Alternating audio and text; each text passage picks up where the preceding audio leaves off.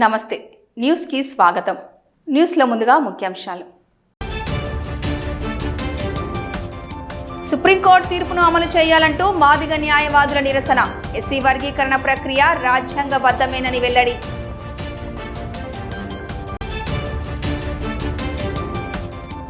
సమగ్ర శిక్ష కాంట్రాక్టు ఉద్యోగాలను రెగ్యులరైజ్ చేయాలంటూ రంగవల్లులతో నిరసన. ఇచ్చిన హామీని సీఎం రేవంత్ రెడ్డి అమలు చేయాలని డిమాండ్.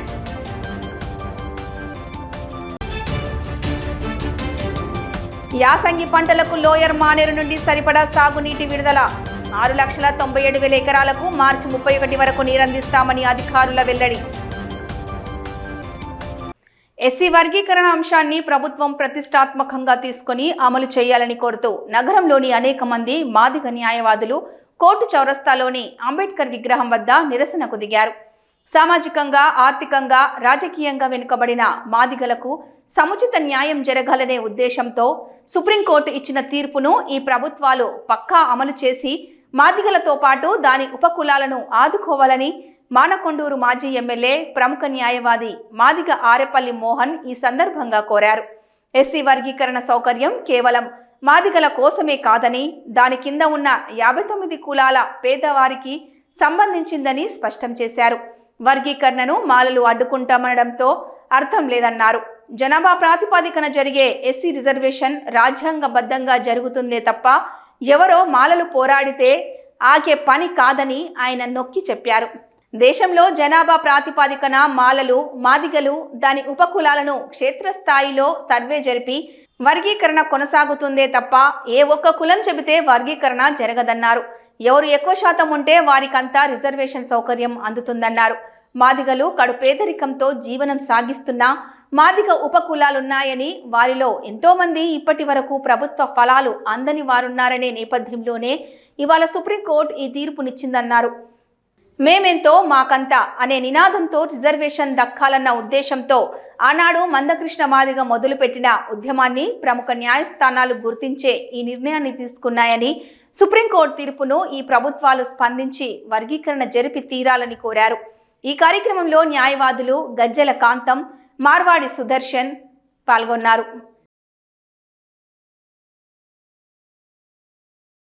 ఈ రాష్ట్ర ముఖ్యమంత్రి రేవంత్ రెడ్డి గారు అదే రోజు జడ్జిమెంట్ వచ్చిన రోజుననే స్వయంగా ముఖ్యమంత్రి గారు అసెంబ్లీ నుంచి బయటికి వచ్చి తప్పక వర్గీకరణ అమలు చేస్తామనే మాట చెప్పినందుకు తెలంగాణ మాదిగలందరూ సంతోషాన్ని వెలిబుచ్చారు. అందులో న్యాయవాదులు కూడా సంతోషాన్ని వెలిబుచ్చారు.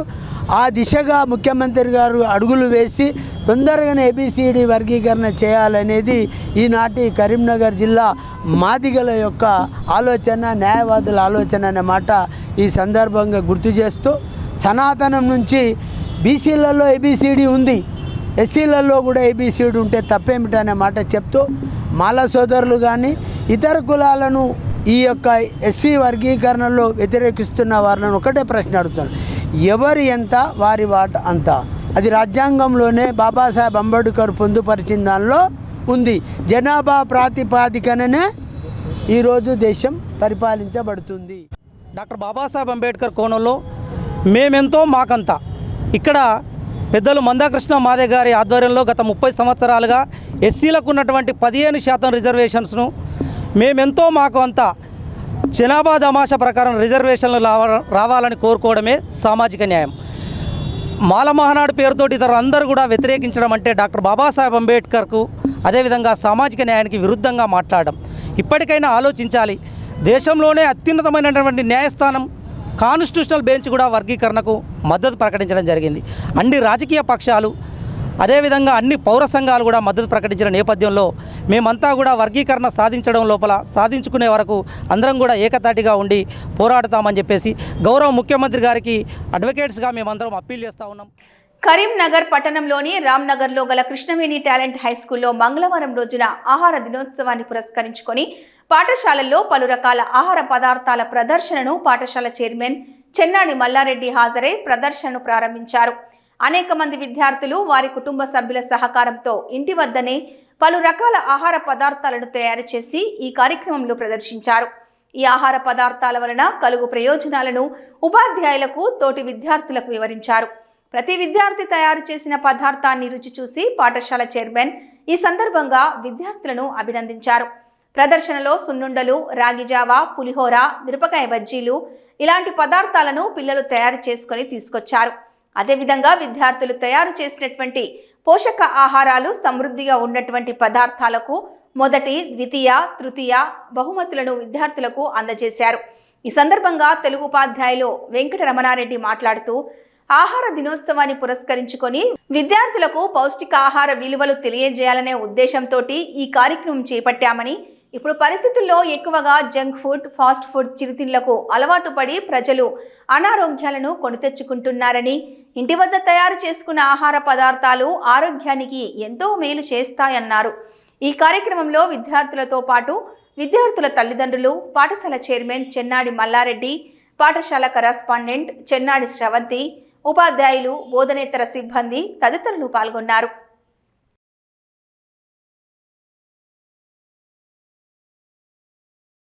ఆహార దినోత్సవ శుభాకాంక్షలు. మా కృష్ణవేణి టాలెంట్ స్కూల్లో నిర్వహిస్తున్నటువంటి ఆహార దినోత్సవానికి ముఖ్య అతిథిగా విచ్చేసినటువంటి పాఠశాల కరస్పాండెంట్, ప్రిన్సిపాల్ మరియు ఉపాధ్యాయ బృందానికి అందరికీ నేను కృతజ్ఞత తెలియజేస్తున్నాను. మరి ఈరోజు ఆహార మనకు ఐక్యరాజ్య సమితి 1945 నాడు ఫుడ్ అండ్ అగ్రికల్చర్ ఆర్గనైజేషన్ సంస్థను గుర్తు చేయడం కోసము ప్రతి సంవత్సరము పాఠశాలలో ఆహార దినోత్సవాన్ని జరుపుకోవడం జరుగుతుంది. అంటే ఈ రోజులో జరిగేటువంటి ఆహారం, ఒకప్పుడు ఆహారం అనేది న్యాచురల్గా ఏ విధంగా ఉండేది, ఇంట్లో ఏ విధంగా తయారు చేసుకునేటువంటి వాళ్ళము. గత 18 సంవత్సరాలుగా తెలంగాణ సమగ్ర శిక్షలో వెట్టి చాకరీ ఉద్యోగం చేస్తూ జీవనం సాగిస్తున్న ఒప్పంద ఉద్యోగాలను ముఖ్యమంత్రి రేవంత్ రెడ్డి రెగ్యులర్ చేయాలని తెలంగాణ సమగ్ర శిక్ష ఉద్యోగులు మంగళవారం రంగవల్లులతో వినూత్న నిరసన వ్యక్తం చేశారు.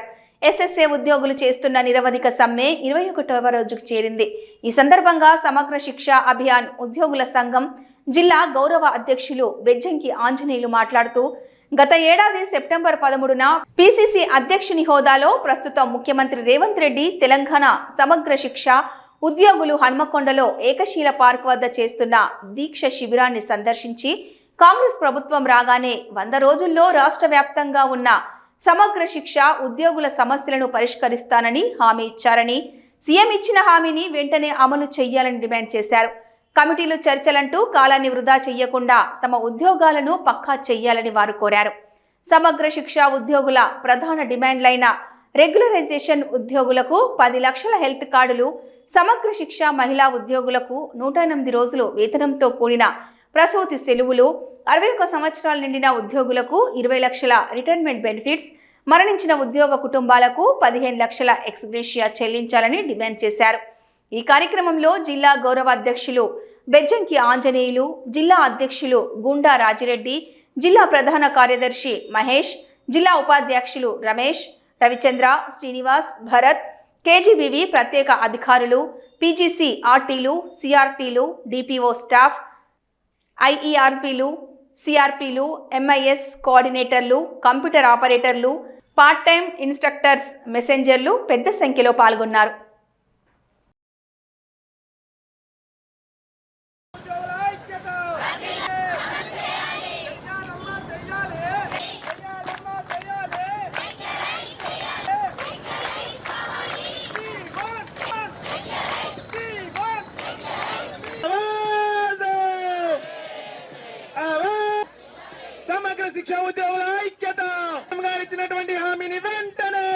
ఈరోజు వినూత్న కార్యక్రమంలో భాగంగా మేము రంగవల్లులతో నిరసన తెలుపుతున్నాము. ఇప్పటికైనా సీఎం గారు మీరు స్పందించండి. నిన్నటి వరకు మా ఎస్ఎస్ఏ లీడర్లతోటి చర్చలు జరిగినాయి, కానీ చర్చలు విఫలమైనాయి. కమిటీలు వేస్తా అంటున్నారు. మాకు అలాంటి కమిటీలు ఏం వద్దండి. మేము గౌరవంగా మిమ్మల్ని ప్రధానమైన డిమాండ్ చేసేది ఒకటి, అలాంటి కమిటీలు వేసి మీరు తీసుకునే నిర్ణయాలు మాకేమొద్దు. మేము అడుగుతున్నది ఒకటి, మీ ప్రభుత్వం మీరు ప్రతిపక్షంలో ఉన్నప్పుడు మాకైతే ఏదైతే హామీ ఇచ్చారో ఆ హామీని ఇప్పుడు మీరు ప్రభుత్వంలోకి వచ్చినాక చిట్కేసి ఛాయ్ తాగినంత సేపట్లో ఇప్పుడు తాగండి అని కోరుకుంటున్నాం. ఆ ఛాయ్ తాగి మీరిచ్చిన హామీని ఏదైతే ఇచ్చారో సంవత్సర కాలం పాటు మీకు ఎంతవరకు వెయిట్ చేశామో దాని గురించి మీరు ఎంత తొందరగా మా డిమాండ్ని పూర్తి చేయాలి, హామీ ఇచ్చిన డిమాండ్ని మాకు అందించాలని మనస్ఫూర్తిగా కోరుకుంటున్నాము. గత 18 సంవత్సరాలుగా ఈ తెలంగాణ సమగ్ర శిక్షలో పనిచేస్తున్నాము. ఈరోజు గత ఏడాది తెలంగాణ పిసిసి అధ్యక్షుని హోదాలో ఉన్నటువంటి ముఖ్యమంత్రి రేవంత్ రెడ్డి గారు గత ఏడాది మేము వరంగల్లో ఏకశిలా పార్క్ వద్ద చేస్తున్నటువంటి సమ్మె దీక్షకు వచ్చి మిమ్మల్ని ఛాయ్ తాగేలోపు పర్మనెంట్ చేస్తామని హామీ ఇచ్చారు. ఆ హామీ మేరకే మేము ప్రభుత్వం వచ్చిన తర్వాత ఏడాది గడుస్తున్నా కూడా మా హామీ నెరవేరకపోవడంతో మళ్ళీ నిరవధిక సమ్మెలోకి మేము పిలుపునివ్వడం జరిగింది. ఆ నిరవధిక సమ్మెలో భాగంగా ఈరోజు 22వ రోజు భాగంగా ఈరోజు రంగులతో మన రేవంత్ రెడ్డి ముఖ చిత్రాన్ని మరియు మా ఎస్ఎస్ఓలో ఉన్నటువంటి వివిధ వింగులను రంగులతో వేసి వినూత్న నిరసన వ్యక్తం చేయడం జరిగింది.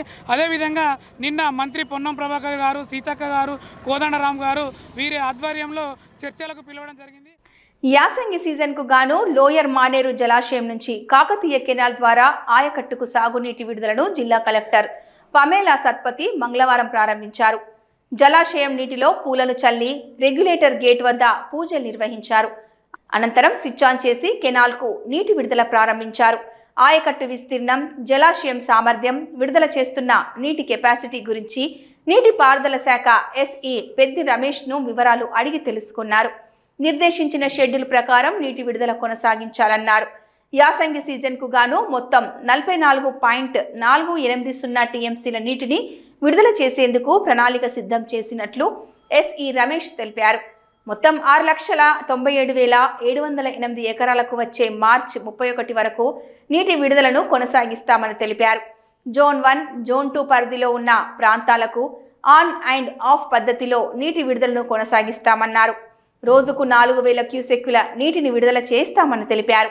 11 టీఎంసీల నీటిని మధ్య మానేరు ద్వారా, 5 టీఎంసీల నీటిని ఎస్ఆర్ఎస్పి ప్రాజెక్టు ద్వారా సేకరించి విడుదల చేస్తామన్నారు. ప్రస్తుతం లోయర్ మానేరు జలాశయంలో 22.870 టీఎంసీల నీటి విలువ ఉందని తెలిపారు. ఈ కార్యక్రమంలో ఏఈఈ నాగభూషణ్ రావు, డిఈ శ్రీనివాస్, ఏఏఈలు వంశీధర్, దీపిక, సంజన, కిరణ్, సిబ్బంది యుగేందర్ పాల్గొన్నారు.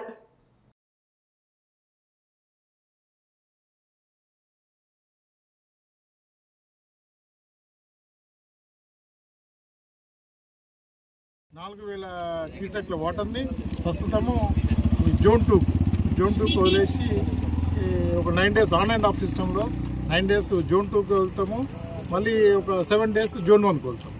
ఆ విధంగా ఉన్న వాటర్ని అబౌట్ 7 లక్షల ఎకరాలకు నీళ్ళు ఇవ్వడానికి కోసము ఉన్న మన ఎగ్జిస్టింగ్ వాటర్ని ప్లాన్ చేసేసి వాటర్ రిలీజ్ చేసాం. జోన్ 1కు ఒక 8 రోజులు, జోన్ 2కు 8 రోజులు ఆ సిస్టంలో వాటర్ రిలీజ్ చేయడం జరిగింది. 4,000 క్యూసెక్లు అట్లా రిలీజ్ చేస్తుంది. ఈరోజు టీఎంసీల వాటర్ ఉంది. 28 అంటే ఇప్పుడు మన ఎంఎంఆర్ నుంచి కలుపుకొని ఇక్కడ ఎల్ఎండి దాని మొత్తం కలుపుకొని 29 టీఎంసీల వాటర్ అయితే అవైలబుల్గా ఉంది.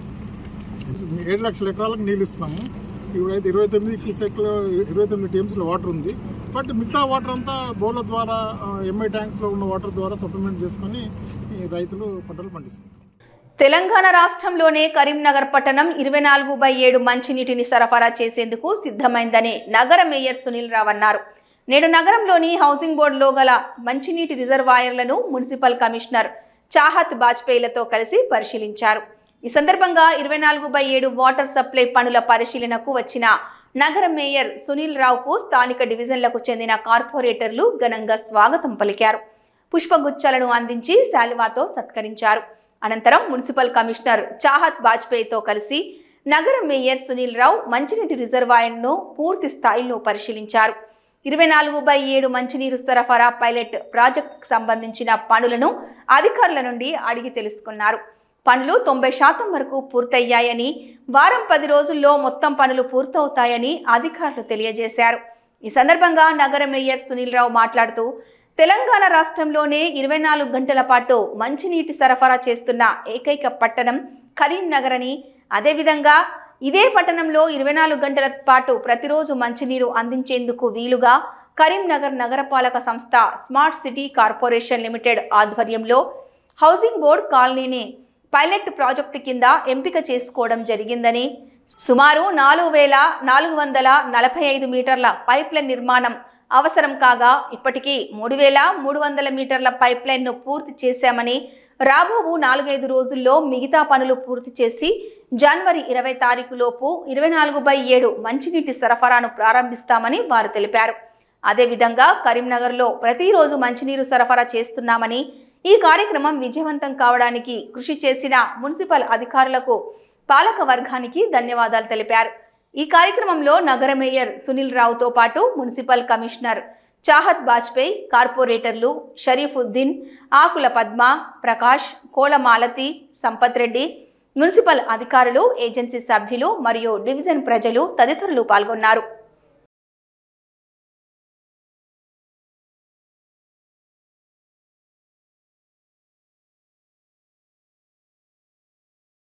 ఇరవై 24 గంటలు మంచినీరు ఇచ్చే ఏరియాగా కొంత ఏరియాని ప్రాంతాన్ని మరి దిగ్విజయంగా రన్ చేయాలనే ఆలోచనతో తీసుకున్నాం. కాబట్టి ఆ పేరు కూడా కరీంనగర్ నగరపాలక సంస్థకి రాబోతూ ఉన్నది. కాబట్టి ఇంకా ఏమైనా లోటుబాట్లు ఉన్నాయా, ఇంకా ఏమైనా రెక్టిఫికేషన్ చేసుకునేది ఉంటే, ఇంకేమైనా ఉంటే మనం చేసుకోవాలి వారం లోపల అని చెప్పి అధికారులందరితో కూడా చర్చించి కమిషనర్ గారు ఆదేశాలు జారీ చేయడం జరిగింది.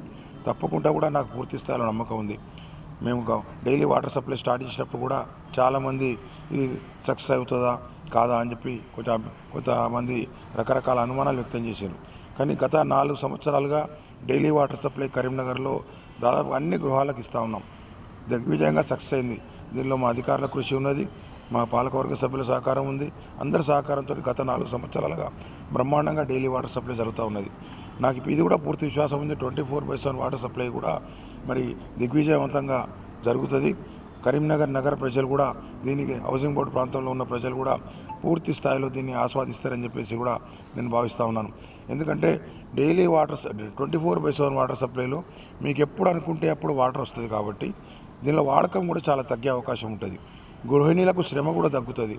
మహిళా సోదరిమణులు కావచ్చు, ఉద్యోగానికి పోయే వాళ్ళు కావచ్చు, వివిధ కార్యక్రమాలకు పోయే వాళ్ళు కూడా నల్లా ఎప్పుడు వస్తుంది, ఎప్పుడు నీళ్ళు పట్టుకోవాలని చూసే పరిస్థితి కూడా తప్పుతుంది. ఎప్పుడు అవసరం అనుకుంటే అప్పుడు నీళ్ళు వాడుకుంటారు. కాబట్టి ఇప్పుడు వాళ్ళు కట్టే 100 రూపాయల బిల్ కంటే కూడా తక్కువ వచ్చే అవకాశం ఉంటుంది. పెద్దపల్లి జిల్లా గోదావరికని ప్రభుత్వ జూనియర్ కాలేజ్ గ్రౌండ్లో పట్టపగలే ఓ వ్యక్తిపై సమీప బంధువులు కత్తితో దాడి చేశారు. ఓవైపు కాలేజీ క్లాసులు జరుగుతున్న సమయంలో ఈ సంఘటన జరగడంతో ఒక్కసారిగా విద్యార్థులు భయాందోళనకు గురయ్యారు. గోదావరికని వినోబానగర్కు చెందిన నంది శ్రీనివాస్ సమీప బంధువులు ద్విచక్ర వాహనంపై వచ్చి మాట్లాడుకుందామని శ్రీనివాస్ను కాలేజీ క్లాస్ రూమ్ మెట్ల వద్దకు తీసుకొచ్చారు. ఒకవైపు మాట్లాడుకుంటున్న సమయంలో వెంటనే పొడుగాటి కత్తితో శ్రీనివాస్పై విచక్షణారహితంగా దాడి చేసి పారిపోయినట్లు స్థానికులు తెలిపారు. ఘటనా స్థలానికి చేరుకున్న పోలీసులు తీవ్రంగా గాయపడిన శ్రీనివాస్ను 108 వాహనం ద్వారా ప్రభుత్వ ఆసుపత్రికి తరలించారు. పట్టపగలే కాలేజీ గ్రౌండ్లో అందరూ చూస్తుండగానే సంఘటన జరగడంతో విద్యార్థులు, లెక్చరర్లు భయపడి పరుగులు తీశారు. సమాచారం తెలుసుకున్న 1 టౌన్ సిఐ ఇంద్రసేనారెడ్డి సంఘటన స్థలానికి వచ్చి పరిశీలించి కేసు నమోదు చేసుకుని దర్యాప్తు చేస్తున్నట్లు తెలిపారు. కుటుంబ కలహాల కారణంగానే ఈ సంఘటన జరిగి ఉంటుందని పోలీసులు భావిస్తున్నారు.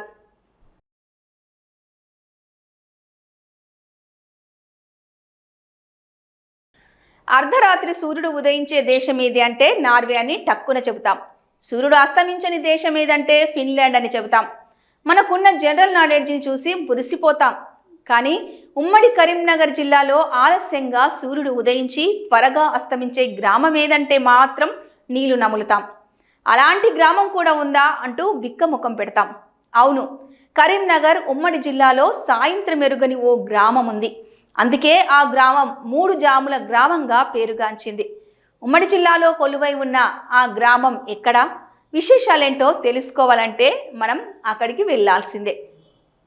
ఇది పెద్దపల్లి జిల్లా సుల్తానాబాద్ మండలం కొదరుపాక.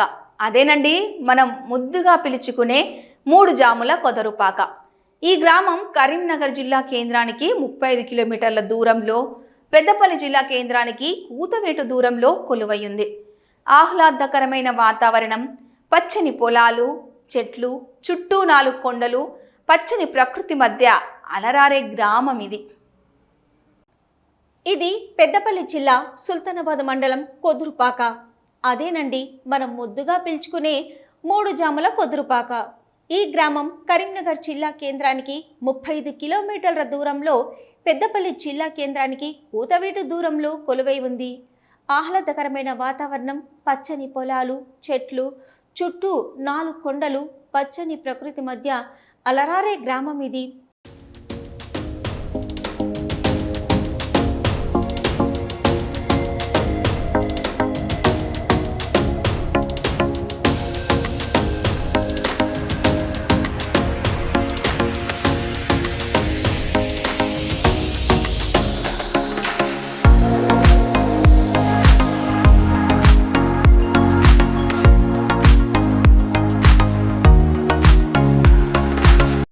శతాబ్దాల క్రితమే వెలిసిన ఈ గ్రామం అత్యంత అరుదైన గ్రామాల సరసన నిలుస్తుంది. చుట్టూ ఉన్న పాముల బండ గుట్ట, గొల్లగుట్ట, రంగనాయకుల గుట్ట, దేవునిపల్లి గుట్ట, ఈ 4 గుట్టలు కొదురుపాక గ్రామానికి ప్రత్యేకతను తీసుకొచ్చాయి. తూర్పున ఉన్న గొల్లగుట్ట గ్రామానికి అడ్డుగా ఉండడంతో ఇక్కడ సూర్యోదయం ఆలస్యంగా ఉదయం 8 గంటలకు, పడమటినే ఉన్న రంగనాయకుల గుట్టలో సూర్యాస్తమయం త్వరగా 4 గంటలకే అవుతుంది. దీంతో గ్రామంలో సాయంత్రం కాకుండానే చీకట్లు ముసురుకుంటాయి, ఇళ్లలో లైట్లు వెలుగుతాయి.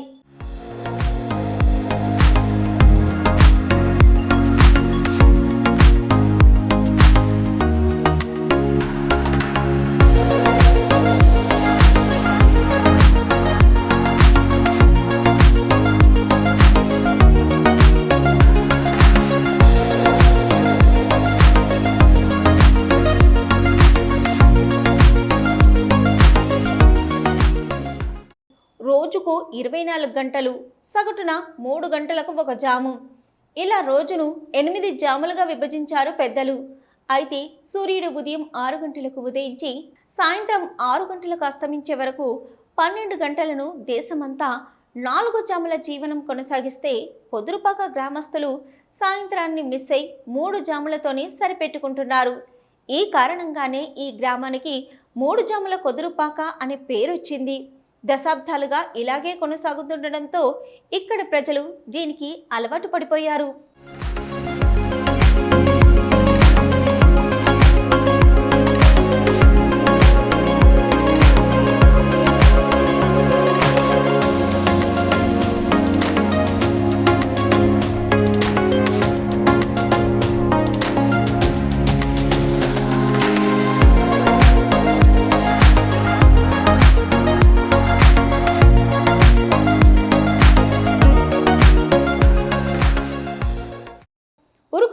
జీవితం గడిపే వాళ్ళని సిటీలో చూస్తుంటాం. కానీ కొదురుపాక గ్రామస్తుల లైఫ్ స్టైల్ కూడా అదే విధంగా హడావిడిగా ఉంటుంది. కారణం ఇక్కడి సూర్యోదయం, సూర్యాస్తమయాలి. ఆ గ్రామానికి వెళ్తే ఉదయం పెందలడే లేచేవారు. అక్కడ ఆలస్యంగా లేవలసిందే. టైం అవుతుందని మాటి మాటికి వాచ్ చూసుకొని కంగారు పడవలసిన అవసరం లేదు. ఎందుకంటే ఇక్కడికి సూర్యుడు ఆలస్యంగా వస్తాడు. అప్పటి వరకు తెల్లారదు కాబట్టి ఇప్పుడే తెల్లారింది కదా, కాసేపు ఆగి పని మొదలు పెడదామనుకుంటే అది కూడా కుదరదు. ఇక్కడ పగటి సమయం చాలా తక్కువ, పైగా త్వరగా చీకటి పడిపోతుంది. కాబట్టి సూర్యుడు రాగానే పని మొదలు పెట్టేస్తారు. అంతేకాకుండా ఇతర ప్రాంతాలకు పనిపై వెళ్ళిన వారు కూడా వీలైనంత త్వరగా ఊరికి చేరుకునే ప్రయత్నం చేస్తారు. ఎక్కడ లేని విచిత్రంగా మా కుదురుపాక ఊళ్ళో పొద్దున్న మార్నింగ్ 9 గంటలకే మాకు తెల్లారుతుంది. అందరికీ మార్నింగ్ ఈవినింగ్ తెల్లారితే మాకు 9 గంటలకు తెల్లారుతుంది. సాయంత్రం 3 గంటలకే పొద్దుకుతుంది మాది. అంటే ఒక తెలంగాణ కాకుండా మన మొత్తంలో దేశం మొత్తంలోనే ఇట్లాంటి ఊరు ఎక్కడా లేదు. 3 గంటలకే కొదురుపాకలో పొద్దుగుతుంది. అదేవిధంగా ఈ పడమర రంగనాయకుల స్వామి గుట్ట చేయడం వలన 3-3:30 వరకే, తూర్పున గొల్లగుట్ట చేయబట్టి పొద్దున 8:30-9 గంటలకు ఉదయిస్తుంది. అదేవిధంగా దక్షిణాన పామణ గుట్ట చేయబట్టి కూడా అదవుతుంది. వచ్చేటోళ్ళు పోయేటోళ్ళు చుట్టాలకు సుతా అది ఈ గుట్టను చూసుకుంటేనే నీడకు చూసుకుంటూ ఏం చేస్తారంటే కొద్దిగా పొద్దుపోతుంది కానీ తొందరగా వెళ్తారు. టైం చూసుకుంటేనే మనకు ఇది 3 అవుతుంది అనిపిస్తుంది. కానీ ఇటు చూసేటోళ్ళకి ఏమవుతుందంటే 4:30, 5, 6 గంటల సమయం లెక్క ఏర్పడుతుంది మాకు ఆ నీడతోని. అయితే ఎందుకంటే దాన్ని చూడదంతా మన ఇక్కడ మన దేశంలో చూస్తే ఒకటి చరిత్ర గల ఊరే మాది. ఎందుకంటే ఇది ఇటు పామణగుట్ట రంగనాయకుల గుట్ట మధ్యలో ఒకటి లోయకుంట అనే చెరువు ఉన్నది. అదే రంగనాయకుల గుట్ట పక్క పొంటి మంచి 2 దేవుళ్ళ గుళ్ళు ఉన్నాయి, శివాలయం ఉన్నది, హనుమాన్ గుడి ఉన్నది, పక్క పొంటి ఒక చెరువు ఉన్నది. ఈ 2 గుట్టల నడుమ ఈ వీటితో లొకేషన్ మాకు మంచిగా కనబడుతుంది. చుట్టూ పొలాలు ఉన్నాయి, చిన్న విలేజ్. ఊరు చుట్టూ పచ్చని తోరణాలతో ఏర్పడ్డట్టు ఉంటుంది ఎప్పటికి చూసినా కానీ. గ్రామంలో శాతవాహన జైనుల కాలం నాడు నిర్మించిన రాజరాజేశ్వర స్వామి, నంబులాద్రీశ్వర స్వామివారి ఆలయాలు కూడా ప్రత్యేక ఆకర్షణగా నిలిచి ఆధ్యాత్మికతను పంచిపెడుతున్నాయి. శిథిలావస్థకు చేరుకున్న రాజరాజేశ్వర స్వామివారి ఆలయాన్ని బాగు చేసి పూజలు జరిగేలా చేసినప్పటికీ నంబులాదీశ్వర స్వామివారి ఆలయంలో పూజలు నిత్యం కొనసాగుతుంటాయి. ఇక్కడ కొలువైన స్వామివార్లను దర్శించుకునేందుకు సుదూర ప్రాంతాల నుండి తరలివచ్చిన వారు సాయంత్రం 4 చీకటి పడ్డం చూసి ఆశ్చర్యపోతారు.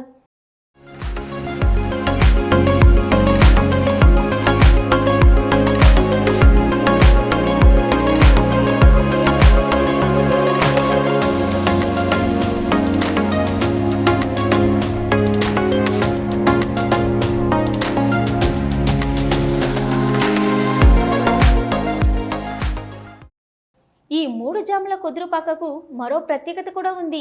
రంగనాయకుల గుట్టకు దిగువన నిర్మించిన ఆలయంలో దేవుడు దర్శనమివ్వడు. ఈ ఆలయంలో స్వామివారిని దర్శనం చేసుకోవాలంటే సంవత్సరంలో ఒక్కరోజు మాత్రమే సాధ్యం.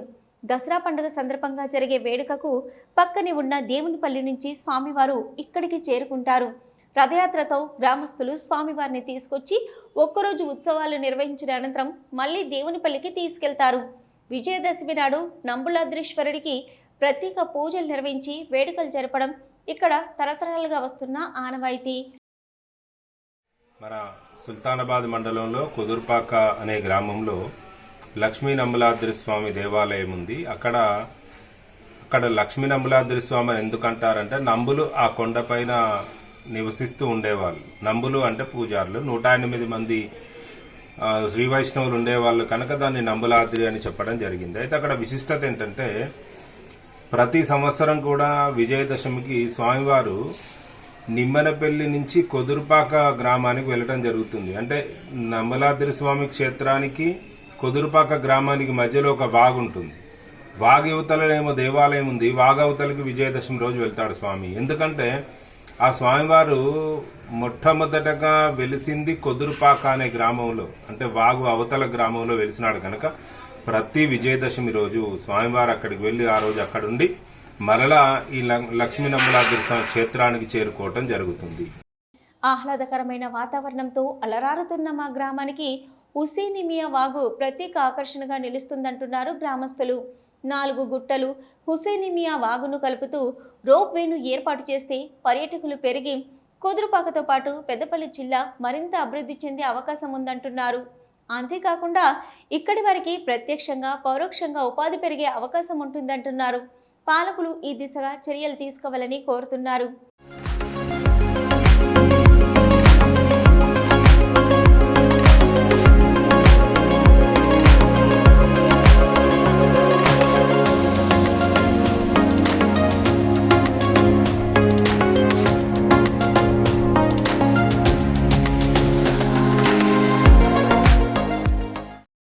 ఇదండి 3 జాముల కుదురుపాక కథ. ఆలస్యంగా సూర్యోదయం, త్వరగా సూర్యాస్తమయంతో సాయంత్రం లేకుండా నిలుస్తున్న గ్రామాన్ని పాలకులు పర్యాటకంగా అభివృద్ధి చేయాలని కోరుకుందాం.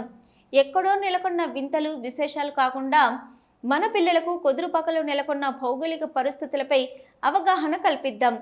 ఓసారి మన పిల్లలను కుదురుపాక తీసుకెళ్లి నంబులాదేశ్వరుడి దర్శనం చేయించి అక్కడి వింతను చూపిద్దాం.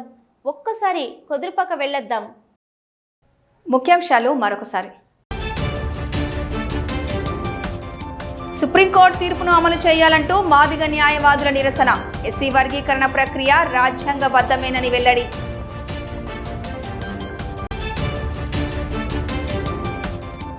సమగ్ర శిక్ష కాంట్రాక్టు ఉద్యోగాలను రెగ్యులరైజ్ చేయాలంటూ రంగవల్లులతో నిరసన. ఇచ్చిన హామీని సీఎం రేవంత్ రెడ్డి అమలు చేయాలని డిమాండ్.